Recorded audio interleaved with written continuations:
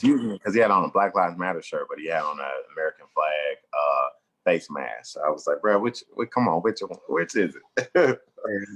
He was playing both sides. Yeah. And I caught that early. So I mean, not early, but when I saw the photo, I was just like, which one is it, my guy? But I get it. Everybody got to do theirs the way in which makes sense for them and their community. Yeah, they the FBI determined that noose would have been there since last year. They said. Oh wow, that's what they said. Sure. Yeah. Why was it there last year? That's the question. Right. Like how they make it seem like, oh, they were being racist last year, not this year. Not this year, guys. Nothing we can do about last year's racism. Man, dude, I mean, yeah, it's like y'all in where's that? Talladega, Alabama. So it's like it's crazy. It's crazy. But I mean, there's a full HBCU in Talladega. Like, I mean, folks is out there, Black folks is out there, culture is out there. So don't act like foreign, like you're not around Black people, so you wouldn't know how to be respectful to Black folks. I got to get to Talladega. I haven't been. I haven't either. And I have a lot of mentors from our mentoring group. That's where a lot of them are. But we got to wrap. I got this idea that like bridges like Dayton and ASU, and I would love to get your thoughts there. Dang, that's cool. No, we definitely, and I mean, we talking future, because at some point in time, it's time for our generation, Dayton, Trotwood to ASU. It's time for us to figure out a way to like make things happen. Like the older generation is not going to come up with progressive ideas. It's like our time. Yeah. Funny enough, I did go to our first Dayton alumni chapter meeting, and it's a gap there, Yeah, I can imagine. Made up for sure, though. I think. Go ahead. Yeah, with respect to the older generation, I feel like they are ready to pass that baton, though. They just want to entrust that they're passing the baton to somebody who's like going to do the work and not who's just like going to drop it and be like, oh, it's not that big of a deal, which I respect. In that way, I respect that. For sure. And when you show like you're ready, asking like the right questions or whatever, they will gladly give you that and more. Almost too much, right? That's why we need a bunch of us to step up so that nobody feels like they're carrying all that weight. So I look forward to talking about that today. For sure. Sure, man. Shoot, let's see. We at 7:01. Yeah, we can give it some time. No rush. All right, cool. Yeah. Let's see. Welcome some folks on in. If you are here, welcome. We got Jordan on the song. Okay, awesome. This invisible mouse be getting me, boy. No, I wouldn't know what to do if I was you. When you're in presentation mode, it do you like that. I don't know why. Ooh, that's crazy. Yeah. I'm sure a lot of people will watch this after it. Like, we're going to have some great dialogue. Like, I'm looking forward to there being pieces that we can cut small so I can be like, go check out this at Free Hype. Oh, yeah. Yeah. Oh, yeah. We'll definitely have that. Jay, what's going on?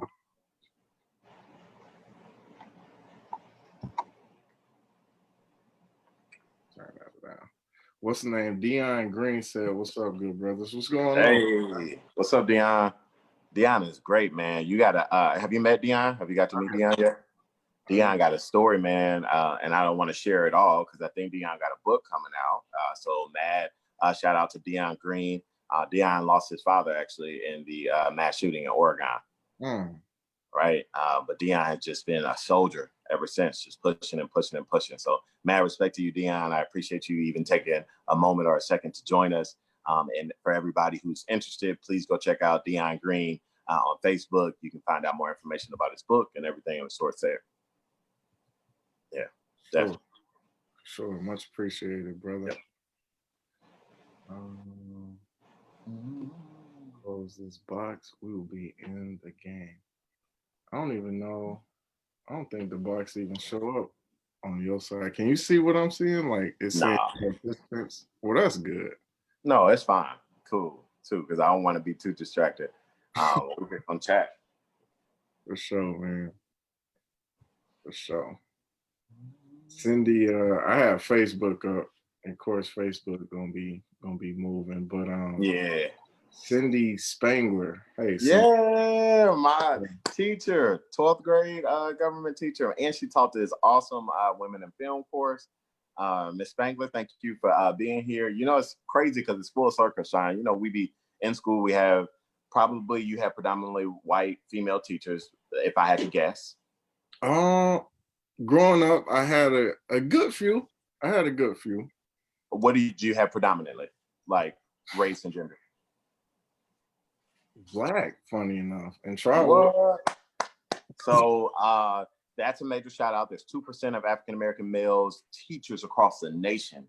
2% of teachers are African American males across the nation. So that's crazy. And Black women's numbers are larger, but you know, nothing astronomical. Long story short, it's full circle because like Cindy Spangler's white lady who taught government, very strict, English lit, I believe is what she taught, not government at all. Unger taught government. But she taught English lit. And full circle, you know, in high school, you don't really pay it, like, you don't give it as much attention as you would give it as an adult. Like if we could go back, we probably would be like super scholars in high school because we now know how serious we should be taking it. But Cindy Spangler was one of those people who was like on us. And now it's paid off. Now here we are adults, and I can definitely say thank you. So thank you so much, Ms. Spangler, for joining.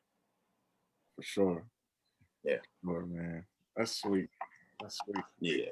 You ever see any of your teachers like just walking since you're back in town? Yeah.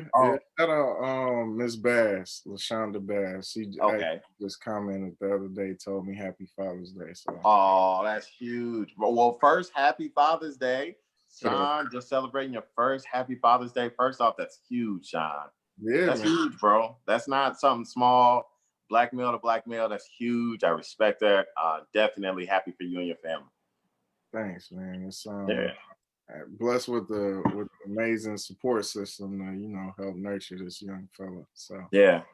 It's crazy because, man, you came back before COVID hit. Imagine being away. Yeah. That would have been nuts. Yeah, that would have been nuts. There's some stuff. Right. Dayton in general it's wild, but you know, it seemed like you've been carrying the torch. We might be able to roll into let's do it. Sure. Shortly, meant to say. But thanks for everyone for joining us on Facebook, Zoom. Thanks you guys. This is presented by Free Hype. Conversation, how do we move forward? Our speaker, our guest, Mr. Fred Cox III. Pleasure to have you on, brother. Man. You know, super pleasant. Yeah. No, I'm happy. Dude, first off, thank you for allowing me in your space. I largely respect Free Hype, specifically because you're a black man with a dream and you're actually enacting that dream. And for a lot of black males, I think we dream, but we get intimidated by what it looked like for our dream not to come to fruition. And then there's others of us who go out there and just do it. And you are part of that population who's just doing it. So mad respect to you, Sean, as a creator, a creative, a content creator, right?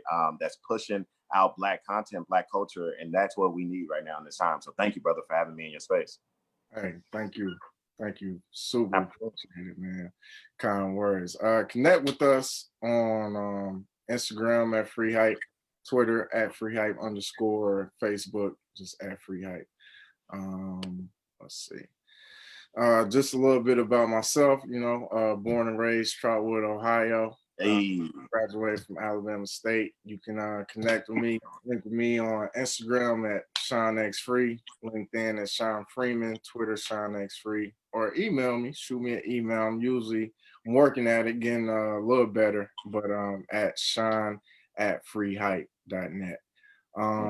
Those are just some pictures from our previous experiences, some activations that we've had in the past. So here we have Brother Fred, you know, just a little bit about him, you know, from Dayton, Ohio.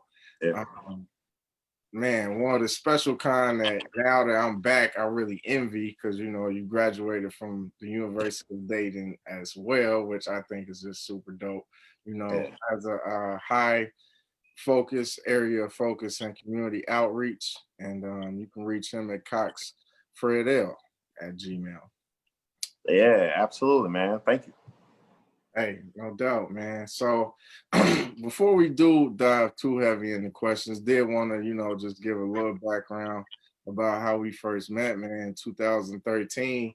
Right? Atlanta, you know, just in the park. It was kind of crazy because you know I just kind of seen your face and was familiar with everything you did. So for you to kind of recognize me as well was kind Yeah. of, you know.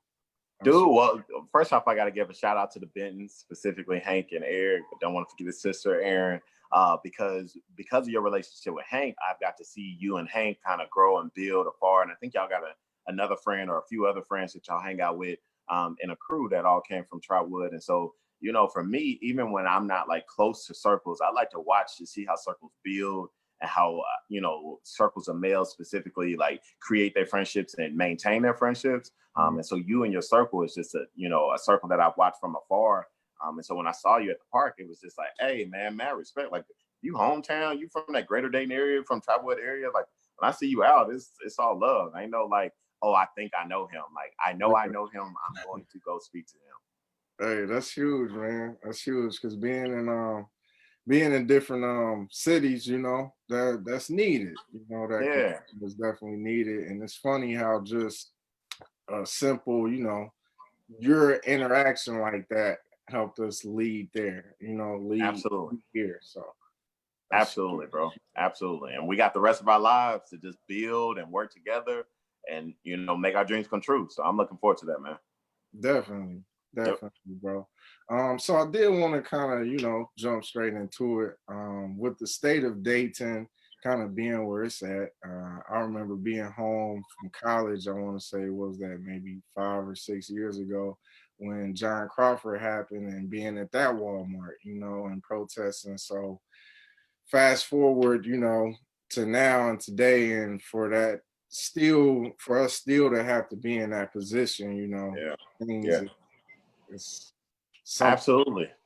Dude, I think it's crazy. One, because when you think about like that, when you think about Dayton, right? Dayton is not for specifically from Black people who are from Dayton. We don't see Dayton as just the restricted boundaries that actually define Dayton. All the Black people who grew up even around Dayton, whether that be Jefferson Township, Trotwood, Dayton, Beaver Creek, like we all consider ourselves to be Black and from, you know, that area that's similar to Dayton or to have an experience similar to the folks who lived in Dayton, Trotwood, Jefferson, Beaver Creek, whatever it may be. And so the challenge of community and police relations is not one that is foreign to Dayton. In 2011, we had Colin English, who passed while in police custody. All right, followed by 1415 that time that John Crawford was murdered and killed inside of a Beaver Creek Walmart. And so, you know, people are wondering like why the nation is at the place that it's at right now. And it's not just because of George Floyd. It's because that for the last decade, community and police relations has had this huge flashlight, this microscope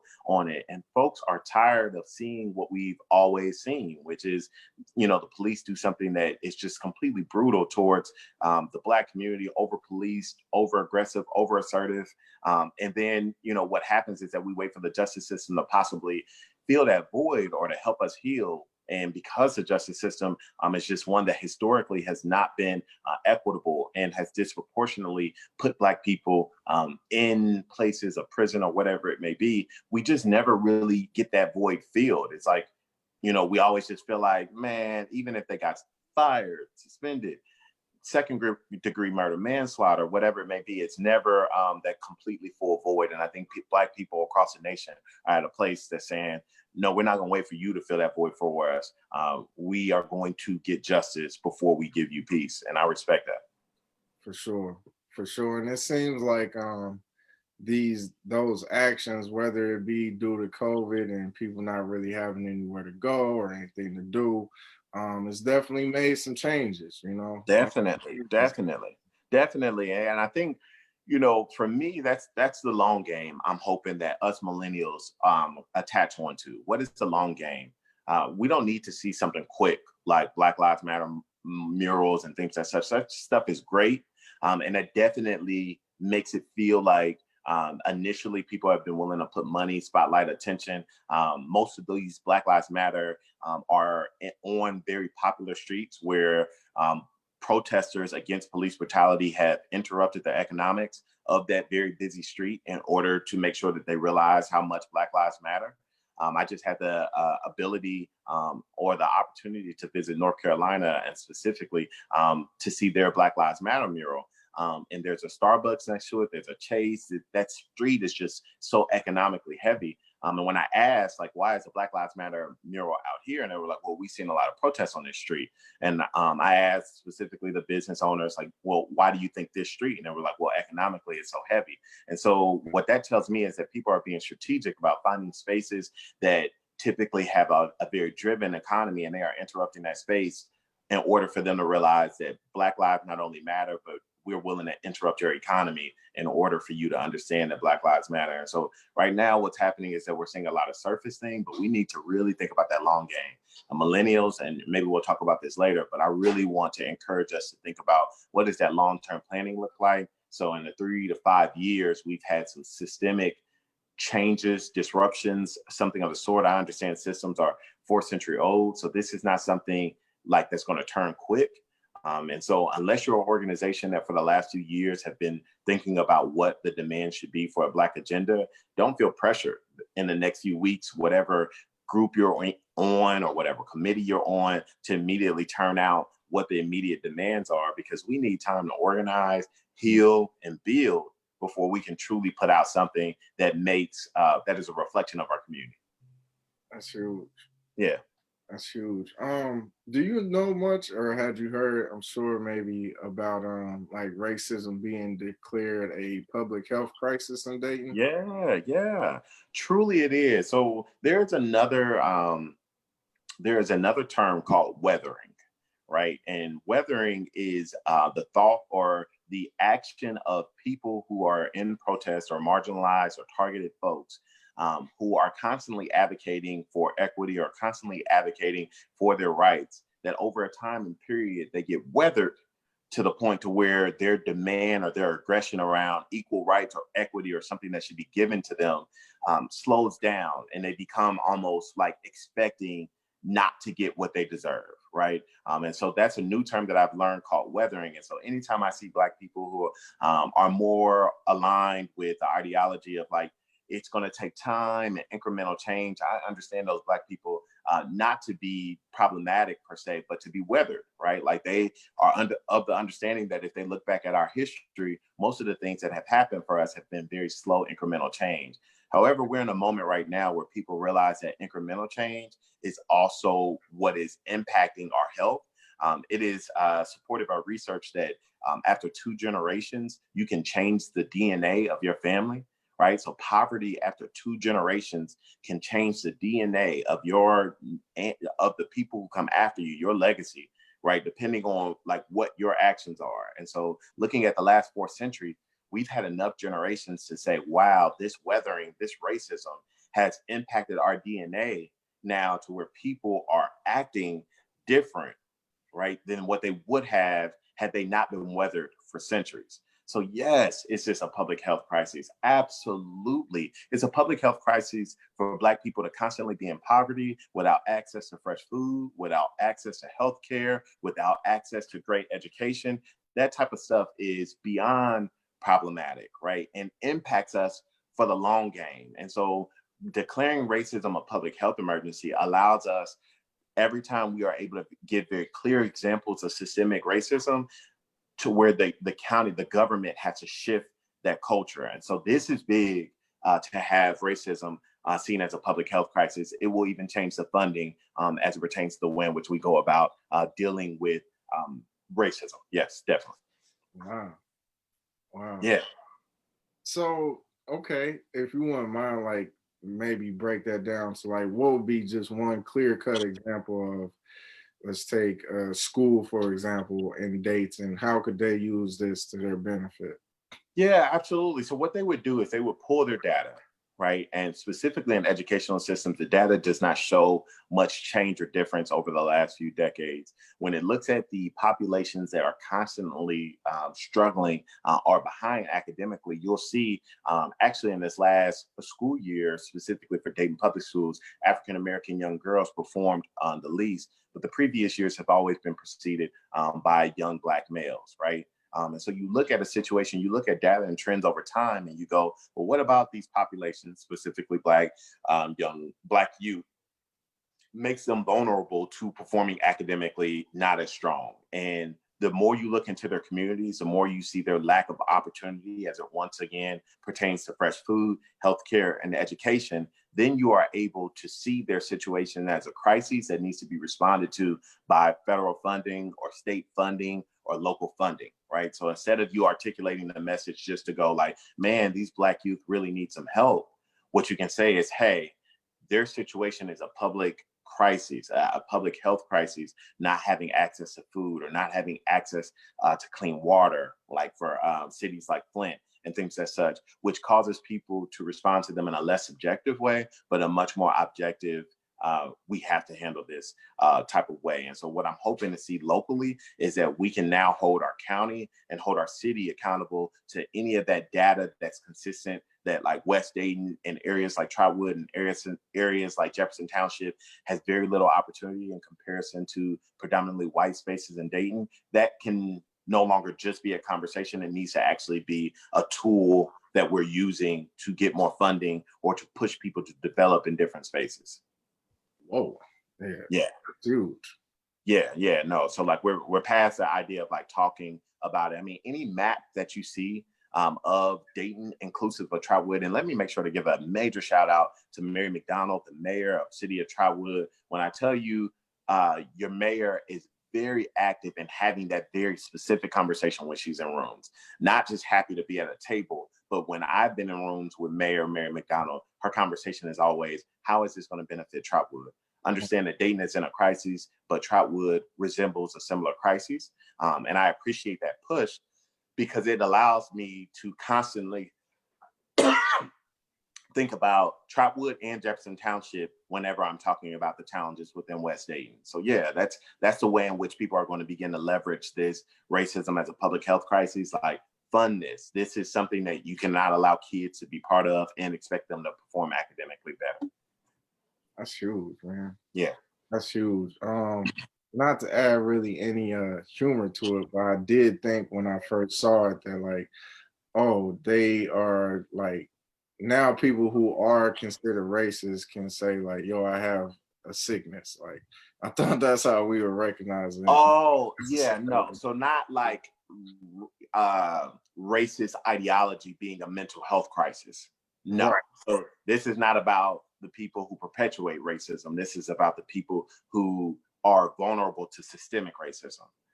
So those who perpetuate racism, this also helps us to go, if you're responsible for intentionally perpetuating racism, not only are you responsible for the public health crises, but now we need to be leveraging to figure out how does that become legally like problematic. So a great question that was asked the other day when I was on Parity Incorporated's Black Leadership Development Program, we had an opportunity to speak with police officers, and a question that was brought up by a really strong Sinclair employee, Robin Rucker, was around the question of if police are trained to shoot to kill or if they're shoot just to harm in order for that to end, right? Like in order for them to stop killing unarmed, and that was the context of her question, killing unarmed, when somebody is unarmed, are you trained to harm, or are you trained to kill? And what came out of that conversation was that police are trained to shoot center mass of the body, right? Center mass we know to be the chest or the top of the body, the abdomen, right? Those are where our most vital organs are, right? So like if you're telling me that you're trained to shoot center mass even when an individual is unarmed, then that means that like that is part of the system. That means like every time you feel threatened, which is a very subjective word, right? Anytime you feel like your life is threatened, which is what police officers typically use to protect themselves anytime in the midst of police brutality, they are able to shoot you at center mass and give the excuse that they felt like their body, that they themselves were threatened. Well, that's subjective because we know systemically Black people have been scripted to the nation as these like beasts that need to be controlled and need to be over policed and things as such. So that allows for like Emmett Till to be killed because a white woman goes, he looked at me funny, right? That allows for police officers to put their knee on George Floyd's neck because they need to apprehend him and they need to minimize the threat. And so we really have got to push and leverage things like that public health crises for races in these circumstances to go like, if that's a public health crisis, it should also be illegal for, women to call the police and say, hey, Fred and Sean are out in the park and I don't like what they're doing. Can you call the police? Can you bring the police? But the police come and realize that there was not a rationale for you to call the police, then that should be illegal. Like, because that is you contributing to a public health crisis of racism, right? And we don't just want to report, we want that to be illegal to where these white people who do this and weaponize the police against Black people can actually be arrested and taken care of in the way in which they should be. That's true, man. That's yeah, true. it is, it really is. I feel more empowered just knowing that, honestly. Oh, absolutely. And we got to push for that. So all that, these jokes around Karens, I'm cool with laughing at it, but I'm at a place where Karen needs to be the definition for individuals who go to jail for weaponizing the police against Black folks. It's not okay just for it to just be a trend or something for us to laugh at because it's truly dangerous. We would possibly have Emmett Till today. We would possibly have all of these men, a lot of men today who have lost their lives. Central Park 5 is another one of those examples where, just put it on Black folks due to white women being able to, say or reference movies like Birth of a Nation and not Nate's Birth of a Nation that just came out in the last decade, but the original Birth of a Nation that depicts Black people as these animals that need to be controlled, right? Like there were so many references to Birth of a Nation when Central Park 5 happened. And that's what allowed, these juries and this law system that's supposed to be objective to be able to subjectively decide, yeah, it sounds like something 5 Black people would do, to rape and harm this white woman in Central Park 5, even though these exonerated 5 were not guilty of that crime. Man. Yeah. So where can we go to help, like in the city? Where would you suggest, Yeah, get hands dirty? That's a great question. One, I think, Sean, I think there is an open lane for like a Trotwood version of a Dayton Young Black Professionals. I really think y'all have a young professional crowd that feels like I'm from Trotwood, I'm not necessarily from Dayton, and I want to be able to organize to be able to help my city. And I think that there is a lane there. So if folks are like, well, that's not created yet, what do I do now? I definitely think Dayton Young Black Professionals is a place just to start. And not just to start by saying, how can I get involved? But whatever idea that you have that's a passion project, it's definitely time for millennials. Like if we call these folks our friends, we've got to start helping people make their passion projects come to life. Because that's how you kind of test your friendship and grow your friendship, even beyond the emotional support. But what does that physical support look like? So Dayton Young Black Professionals is definitely one that I would think about. Launch Dayton has what they call Dayton Early Risers Academy, which is a launch pad or an incubator for individuals who have ideas around business or specifically, I'm going to target it. I'm going to say that they are looking for people of color, Black folks who have interest in starting business, but are just not sure kind of where to start. The really cool thing about that is they provide you resources over a week's period of time and then give you the opportunity to pitch at the end of the session or at the end of the incubator, and the person who wins the pitch gets $1,500 towards their business. So that's a very great place to start. If you've been in isolation during COVID-19 and you feel like, man, I got this great idea and it's time for me to get it off the ground. So Dayton Early Risers Academy through Launch Dayton is definitely where I would send you. And then my guy, Kamo, who is born and raised here in Dayton, Ohio. Kamo is starting an incubator for individuals who are founders, for Black individuals who are founders of organizations, or founders of businesses and things like that. So he's in the midst of solidifying that and is probably ready to launch at any moment. And so Kamo, Dayton Early Risers Academy and Dayton Young Black Professionals are the three that I'm like, if you're interested in starting something and just don't know where to begin, these are the folks in which I would encourage you to contact. And that's Dage Demings with Dayton Young Black Professionals. You can contact Kiana Daniels with Early Risers Academy with Launch Dayton. And then my guy Kmo with his launch for entrepreneurship incubator for Black founders. Yeah, for sure. I can definitely co-sign on those. Those are some great places to go. Yeah. And that's not an exclusive list. There's plenty of places that you could go. But for young Black professionals, I'm trying to find or channel them in lanes where there's other young Black professionals trying to figure it out also. Yep. For sure.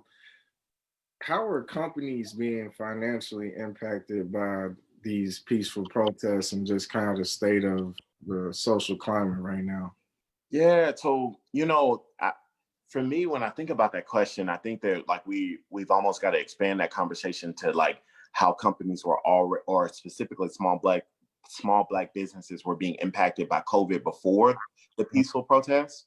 And so when COVID happened, we knew that just because of the pre-existing conditions of racism, white supremacy, patriarchy, capitalism, that Black folks were going to overwhelmingly be impacted by COVID, specifically small Black businesses, because they would not be able to maintain not having business for a few months and still staying open. And so we already have seen small Black business be impacted that way. And then they were promised, small business loans and things as such. And we've seen federally, some cities and states receive that type of support. But we've also seen overwhelmingly that money be drained before it could really support the demand for small Black business. So small Black business were already largely impacted before the nation began to respond to Ahmaud Arbery and Breonna Taylor, and to the trans Black women who are being impacted by police brutality, and then George Floyd being the last, well, not the last life. That's crazy. I mean, literally, it's happening so quick, Sean, that like George Floyd happened 2 weeks ago, and there's already been 2 or 3 national stories of other deaths, specifically in Atlanta. That's crazy. So with George Floyd kind of sparking the nation, for small Black business, they were already vulnerable to having to close out, which leads me to this point. Small Black businesses, we need to help and support small Black business, advocate for funding and support that will get them through COVID-19 and not just the peaceful protest. However, there are people who've been like having ideas in the oven, who've been waiting during COVID-19 to really figure out like, how am I going to come out of this a stronger person? Like, oh, I wanted to use this time intentionally and build. Like, we got to be prepared to roll out new things while we're simultaneously dealing with trying to figure out ways to support and sustain the old, not the old, but the businesses that existed pre-COVID-19. So 2 things has got to happen.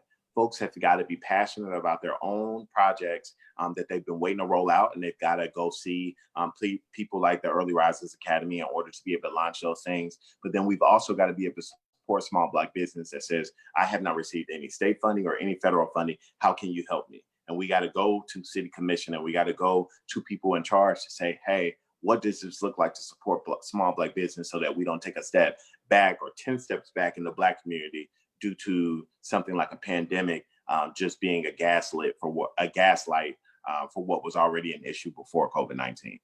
As it pertains to the peaceful protest, I'm not sure that the peaceful protest is impacting small Black business nationally the way in which COVID has. Specifically, earlier I talked about those streets or those areas that have been targeted, have been high economic areas. I feel like there are less Black businesses in these high traffic area, unfortunately.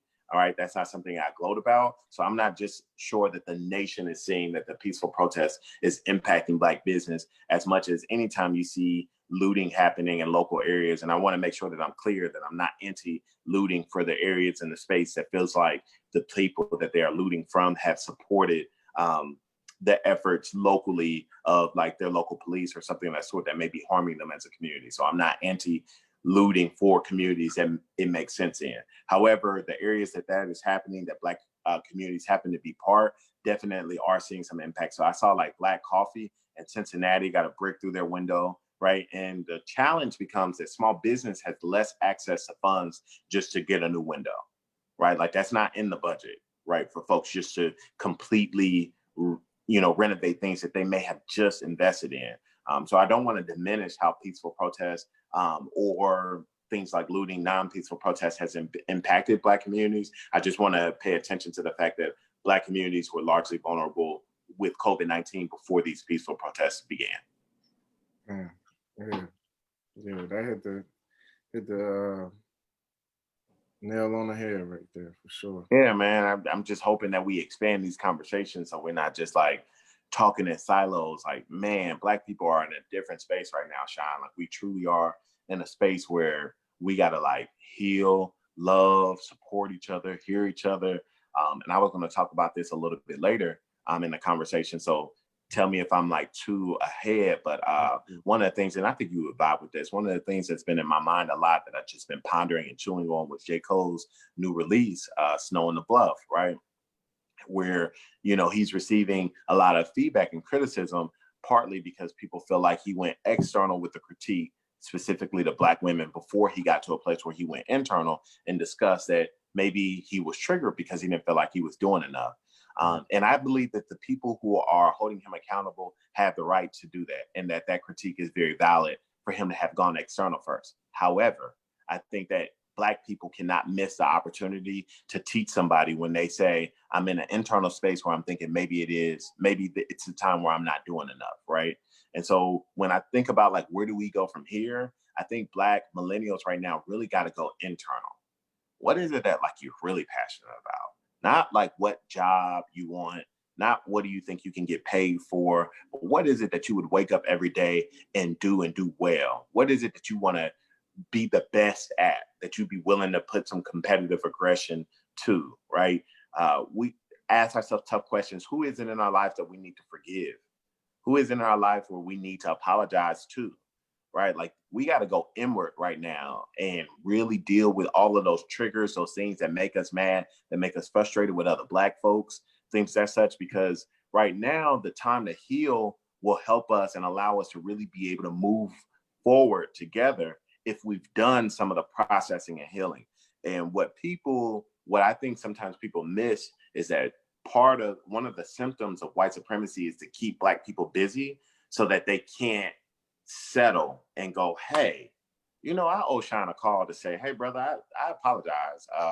We ain't talked in a minute, and I think it's on me. I want to let you know that I was, going through some things, but I want to let you know that I care about you enough to call and apologize. But since the nation racism and white supremacy is always producing inequity for Black folks, we don't get the chance to sit and heal. We're constantly reacting, right? Like we're constantly, trying to hold somebody externally accountable, and we don't get the time to do the internal processing. And so if there was one thing I had to leave about like, what is it that Black people should be doing right now, is that we should be going internal and figuring out ways to heal and love on each other and empathize with Black people, so that when we do get to a place to really be able to share some demands, that we're a unit versus, the Black intellectual elite, introduce some, here's where we should go. And we don't even have the people following us because we haven't built the relationships or taken the time to empathize and love on Black people. Man, you ain't lying. You ain't lying. And it's funny, man. That's one of the things that just kind of moving back that I notice is like, in Atlanta, it's like a souped up version of Wakanda, But like coming back, being there, I didn't see any difference from here, Like, that was anything. Like, I didn't see any difference, but other than it was like, we're not gonna beef until like it's about something huge, and we're really not gonna let them see us beef. You know what I mean? That's it's gonna be an internal call, here or there, before I allow another community to, come in and just, because once you see that, like, oh, it's easy not to throw you any funds or even want to deal with you for real. Sean, that's it. And I think when it comes, like, the reason why moving forward as a unit is such a big deal, because another symptom of white supremacy is to tokenize Black people, to go, ooh, Sean talks well, he dresses well, he looks good. Sean is the type of Black guy we like, right? So then Sean gets an invite to the table, and what they do is they encourage Sean to go and be the person who, like, is the gatekeeper and, keeps the temper of the other Black community, because Sean is the palatable example of Black folks, right? And Sean may feel like he has so much weight being at that table representing Black folks that he may be less vocal about the needs of Black people because he does not want to be pushed away from that table, right? But if you love Black people enough, then you realize that, like, while you may have something to contribute to this table, ain't no table worth being at that is not going to allow you to truly advocate for Black folks, right? Like, because at the end of the day, you're going to be ineffective in that position as you're attempting to be strategic about the ways in which you can help build the community. If you be silent on this issue, but you try to speak up about this issue, but you try to leverage this issue, if you're not at a table and people are not openly asking you, Sean, well, we're not the experts in Black content and Black culture. We believe you are. That's the reason why you're at this table. Can you lead us in this endeavor for Black people? And Sean doesn't just go, oh yeah, I'm going to do that alone. Sean goes, absolutely. Give me 30 days, give me 60 days, 90 days to go and talk to my community to come back with a really thorough answer, versus Sean coming up with that answer himself. And then if the Black community doesn't agree with it, then it becomes Sean versus the Black community. And that's the reason why it's a symptom of white supremacy, because then the Black people end up not liking Sean versus seeing Sean as a representative of this larger machine, this larger system. And so we can't just run to be part of any table. Like, if I'm at the table, yeah, that's what's up. Am I here to be able to advocate for Black people freely? Great, I'm at this table. If I'm not, then I'm good at being at this table. And then I got to go tell my community members, like, this is not like somebody else go rush up there and then you be the gatekeeper. But if I left that table, I left the table for a reason. Let's talk about the other table that we can be at to truly advocate for Black folks. Yeah. Yeah. Yeah, man. Definitely. We're in a great moment, Sean. We're in a great moment right now. This moment is not the time. This moment is the time for Black people to be truly authentic in our ask, and to be brave and to be bold. And that means that it also takes time, Sean. Like, I keep telling people right now, when people are like, hey, well, do you mind being on this committee? And do you mind being on this committee? Right now, personally, I'm not at a place where I really want to be stretched in that moment. But I do want to encourage people, if you're coming up with demands, come up with demands that request, like, can we get funding to organize? Can we get funding to provide free mental health access to our community? Can we get funding for that? Help me make my community more well, so I can then organize them and truly figure out what it is they need. Right? Because I may suggest, oh, like, what they need is a grocery store in this place, or what they need is a restaurant, 1, 2, and 3. But that may not be their large need. But since I didn't have the time or the funding or the resources to organize, I didn't possibly know that they wanted, access to another library, or access to bikes, or access to a free market. They don't really need a grocery store. They want to learn how to grow food or something of the sort, right? Like, right now is the time for us to build and request the time to build. You want to support Black Lives Mattering? Fund us for 2 years to organize, build, and heal with our community. And then at the end of the 2 years, we'll tell you what we want to do to move forward. And if you can't fund that, then, like, don't give me a little $100,000 for something small, because in 5 years, that may not be the answer to what my community needs. And then you're going to hold me accountable to that and go, well, you requested 1, 2, and 3. I didn't even have the time to give you the correct request. And so I think, number one, our request right now should be the time to organize, to build, to heal within these Black communities. And then we can offer people what we truly need. Good God, Fred. That's it, bro. Because yeah, man, time's so expensive, Time is so expensive. And it is. To your point, I think, like, us as a community, once we begin to realize, like, that time management of a community, and thinking, like, and understanding that, like, while this, like, may be a moment right now, we still need, X amount of days, X amount of months or years to really, like, instead of just taking that bag and then you know, it's like hitting the lottery. You know what I mean? Like they say most people that hit the lottery go bankrupt, and I feel like that's kind of what's happening. It's like they No, definitely. That's a great example, Sean, right? So look at that. You give somebody who may be in poverty a ton of money, right? But you don't give them the space, the energy, the time to figure out how to utilize that, right? right, And then within years they go bankrupt. It's not because like they didn't need money. It's right, because they needed time to create structure. Structure helps create systems. Systems are sustainable. Nothing is sustainable without a system, mhm, right? Like let's take Dayton for an example, and let's even take Trotwood for an example. Dayton and Trotwood are areas that do not have what we would consider the modern day priority board, right? The modern day neighborhood association, right? Where each neighbor has representatives that help to create, build, heal, mediate issues within their community. And then those leaders come together to make decisions on what happens to the larger conglomerate of the neighborhood and maybe even to the city, right? And without that type of structure, where do you go? Like if you needed to go and speak to Trotwood right now, where would you go? What's the platform to go and speak to the city of Trotwood right now? not man. And so look, when I first got back, I started going to city council meetings. I found Boom. out that Trotwood was broken up by wards. So Yep. to your point, I learned, you know, it was the first time I lived, you know, born and raised here, and the first time I grew up, and I saw like, whoa, like Trotwood is broken up by wards, you know, and not only that, it's somebody that I can go to, a city council member, you know, who represents Yeah. the Who ward. represents the war? Yeah. But to your point, we don't know those people. You know what I Yeah. mean? Like that system hasn't been.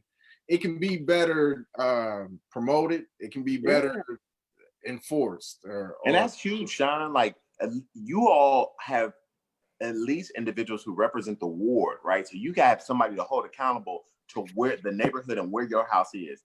Dayton has a weak mayor system with 5 commissioners, 4 who are city commissioners, 1 who is the mayor, right? And none of them represent specific demographics. They each have the ability to grab hold to like a passion project and to lead that project, but they do not represent a specific demographic or constituency, right? So if I'm really frustrated about what my experience is in West Dayton, I don't really have somebody who's directly responsible for that. And mm, that's crazy. I mean, that's crazy in the sense that without that direct responsibility, you could see how accountability continues to get to slip through the cracks because, like, somebody taking on whatever issue you think is important to you has to be a subjective choice, right? They got to go, I mess with Sean, so I'm going to handle Sean's issue, mm, not I represent Sean, so I am responsible for Sean's issue, right? That's a different type of accountability.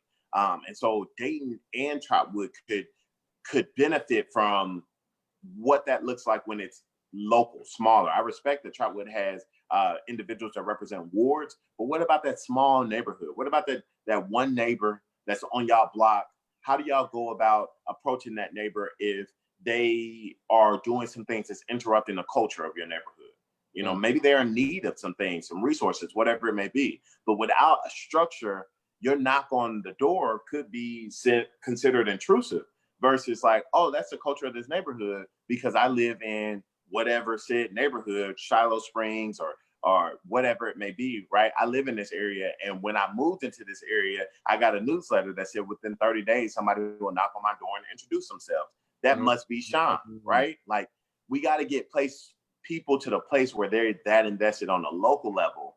Because if I know who to hold accountable on the local level, they're going to help hold that accountable on a larger level. Then they may get to the commissioner, they may get to the mayor, and then we can make some systemic change. But that's what I'm hoping that we push for as millennials right now. We need the time to organize that thing.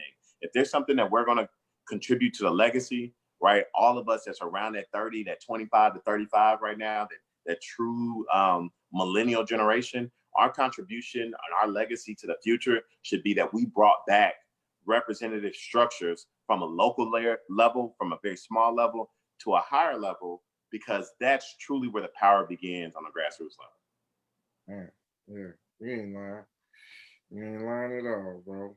Um, what in your experience, what has been your biggest challenge in creating change in the community? Dude, So I think as a community member, when I think about like my role, I try to like really under promise and over deliver. So I don't know my if my role is to change the community because it's so big, right? And I think when people think about like really big things, they become overwhelmed naturally, right? If I'm Black and I'm already somebody who is vulnerable to like racism and white supremacy, I already got a weight on my back. Now I'm like, oh, I'm going to change the community. That's like, bruh, that's a lot, right? Like, can I really fulfill all of that? And so right now, I think that there's almost like three different types of millennials that I'm seeing right now. You got the like on the front lines people, the folks who are like everywhere. You can reach out to that person and ask like, where's the next protest and what does it look like to protest and what their experience is. Then you have the millennial who is in the midst of family planning, has a child, maybe recently married, really dealing with the idea of wanting to heed to the call to be out, but also want to protect their family. And like COVID-19 is happening and like can't be irresponsible enough to go out, get COVID-19 and then bring that back into their home. And so they're really struggling, feeling like it's more responsible for them to stay home. And then you have a third millennial who doesn't fit into any of those boxes, right? Like don't have a family, but also not on the front line and trying to figure what that piece looks like. And the beautiful thing about that, Sean, is that we need all of those millennials, right? We need the folks who's currently out there, on the front line, making some decisions, learning some things that they can share. We need the millennials who have families, who are, family parenting and can teach us what did it look like to build in this time, to, sustain relationships and raise children, because, that's an art, that's a task.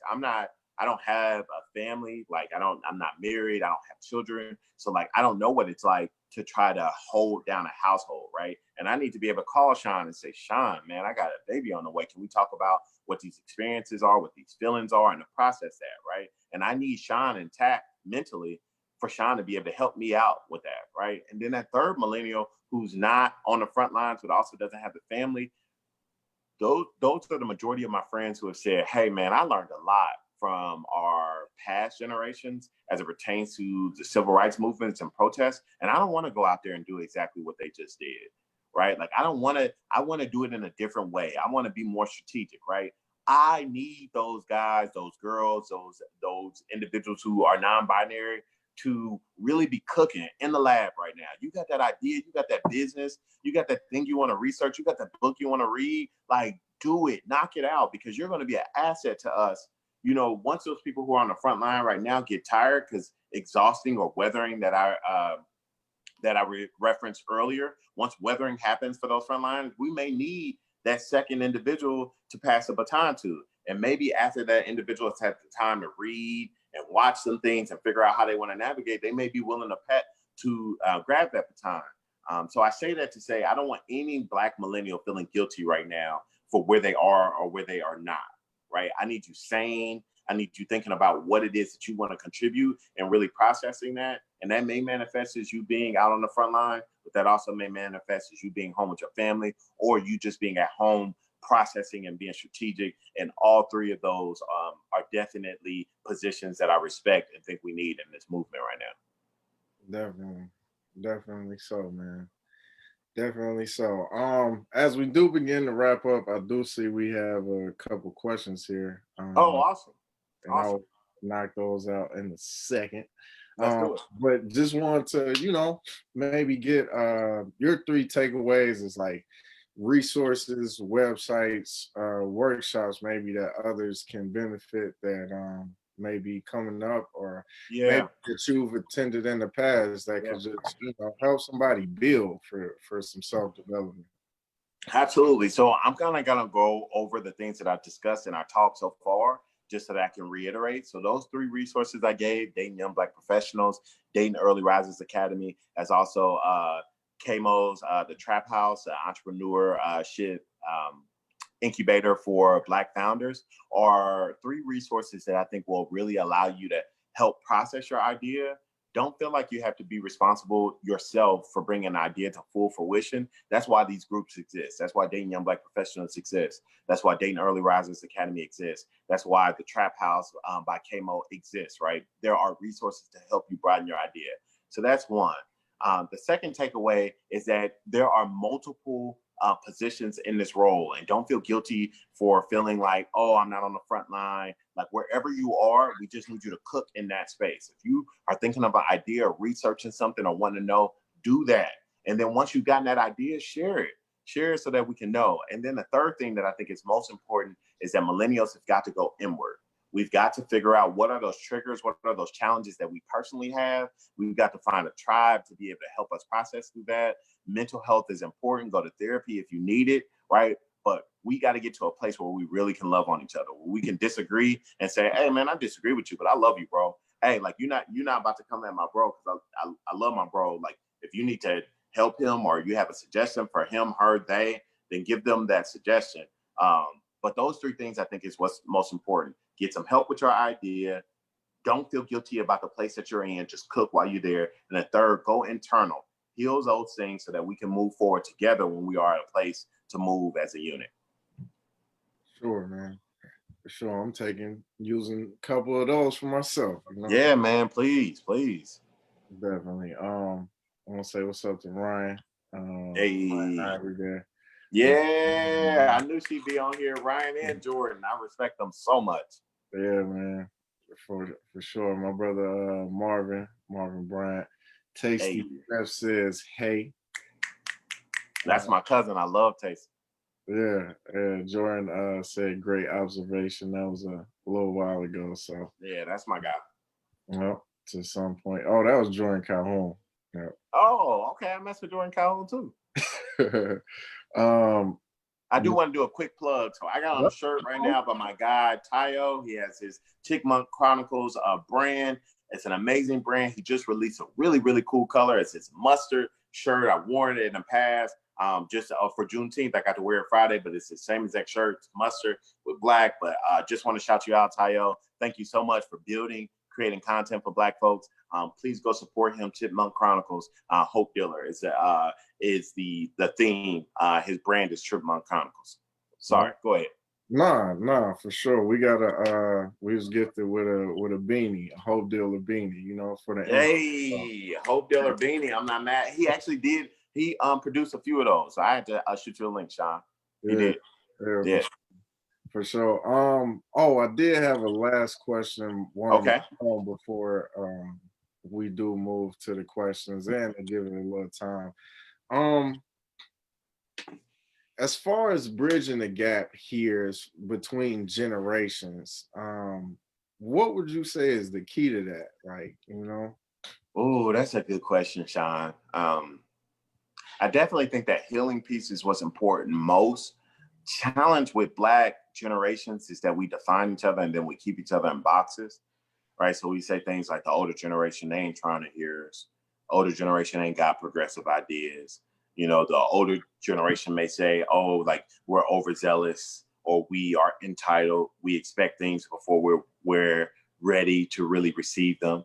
I want to say that there are some truths in both of those stereotypes. However, what is most important is that we find people to love on us, older generation. So it's important for us to figure out, find somebody above us, Sean, somebody above you. And I've seen a few of your posts of mentors that are older than you, right? But it's also important for you to find somebody younger than you that's like, hey, Sean, I love your content. I want to create. What's the idea, right? So like that idea, there is a Kwanzaa symbol. I don't think it's an Ndinka Africa symbol. I think it's a Kwanzaa symbol of a bird who has egg in the mouth going forward, but it's looking backwards, right? So it shows that there is progression moving forward with multiple generations, but they're looking at the people who comes behind them because like that's where their focus is. How can they help the people who are behind them, right? And so like we're at that place where we've got to find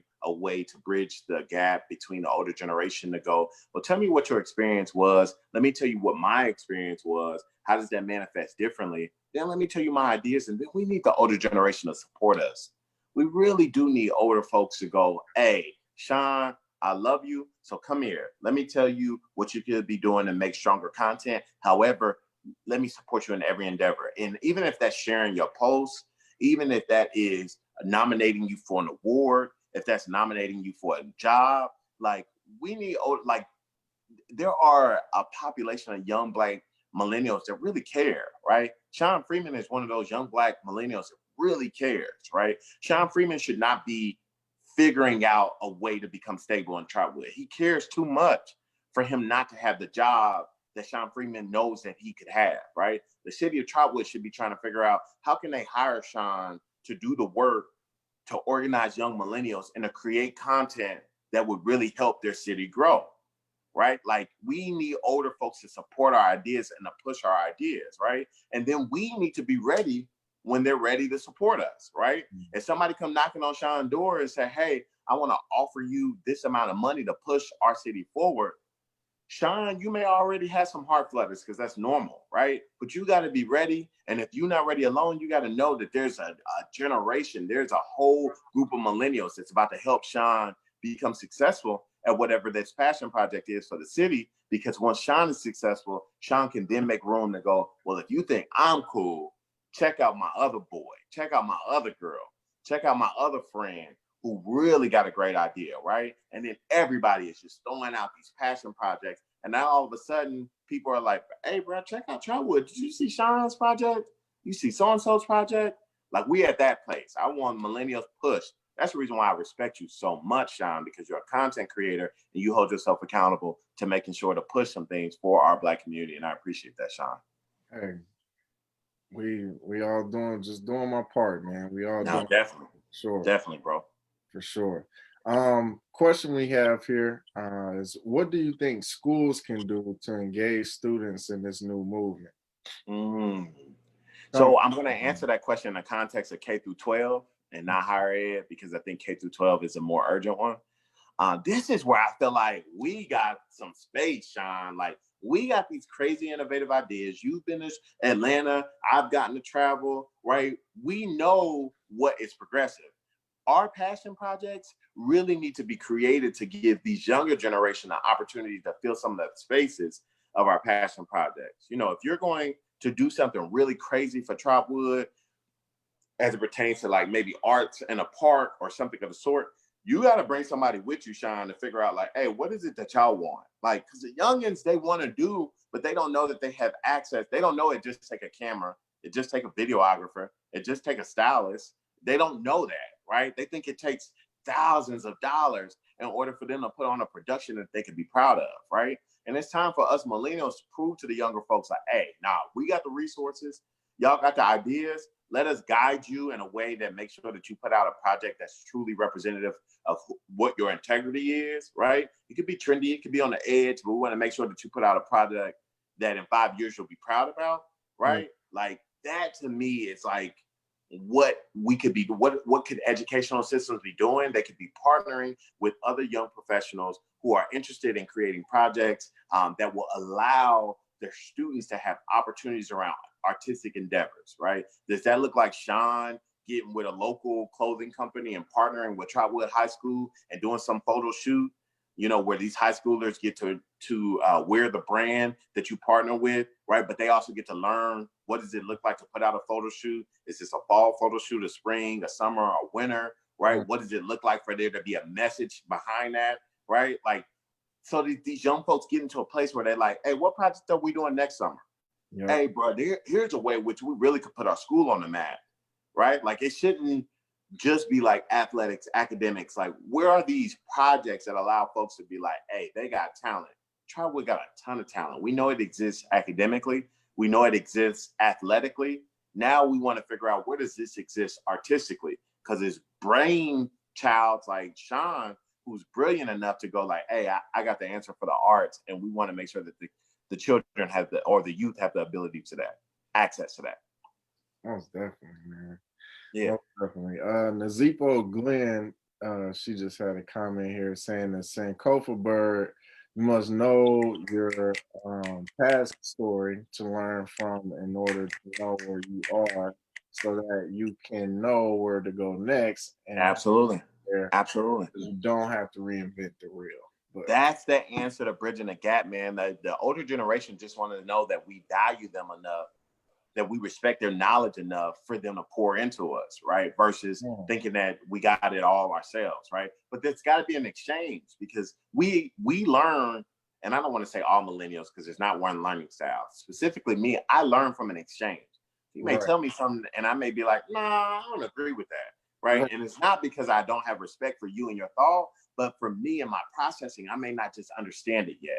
So give that space for processing. That's that healing space. That's that patience space. Allow millennials to be like, but that don't make sense. Like, y'all did it this way and I'm still getting the same results. We want to try it this way. And don't diminish or disregard that thought. Engage it, right? Because you may be able to say, well, the reason why we did it this way is 1, 2, and 3. However, hindsight 2020, we should have went this way, right? Millennials will be like, thank you for that baton going that way. Right. So that bridging the gap piece is definitely around the Sankofa bird. Thank you so much. I appreciate you for giving me the formal word. No doubt.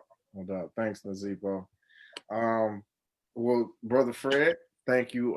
So gracious there. We definitely had a comment from Tommy J. McGuffey. This second. Tommy McGuffey, I tell Tommy I'm gonna have to call Tommy. What was his question? Tommy, he had a comment there. He said he agreed that there has to be an exchange of information on both parts. He said our generation has to not belittle them for things they don't know, and the same with the older generation. Yeah. That's the truth, because honestly, Sean, we have different wording than what they had. They got things like racism, right? White supremacy, capitalism. We got things like weathering, nuances, intersectionality, like all of these words that are like not just the term, but what is the subcategory within the term, right? Like they were never at a space where they could have suggested that racism was a public health crisis, right? Like that's new wording, new theories, new ideology, right? And so that's perfect opportunity to bridge the gap. Tommy McGuffey, happy belated birthday. His birthday was yesterday. And so for him to be on this, I appreciate this, because you could be anywhere right now. Thank you, Tommy. For sure. Happy birthday, man. Man, we'll tune in to our next event. It will be got a date misprint there, but it will be Thursday. Same time, 7 p.m. We'll probably be live on Facebook as well. Go to freehype.net/events to sign up. We'll be meeting with Tevin Holiday and talk about virtual assistants and how to automate. But just want to thank you again, Fred. You're doing some amazing work here, brother. It was a pleasure to have your time, and be able to catch. Of course. This will you can catch this event along with all of our other previous workshops on YouTube. Just search Free Hype. Hey, it's been a pleasure. Thank you, Tommy. Tommy says thanks. Thank you, man. And we will definitely be rocking with you guys soon. All right, brother. Thank you so much for this opportunity, man. You have a great evening, and take care of that baby boy and your amazing girl. I can't wait for us to grow together and understanding that process. So, Sean, man, I'm proud of you, man. I know that you're doing this, and I know it may feel like work, but you're doing something great. It's needed. And I just want to pour into you publicly. I want to let you know I respect you. I see you. I love you. I care for you a lot as another young Black male just trying to create some mad respect, mad props. And I look forward to working together for the rest of our lives, man. Honestly. For sure, bro. For sure. Love you too, bro. All right, man. Hey, peace. Peace. See you. All right, guys. How do we stop?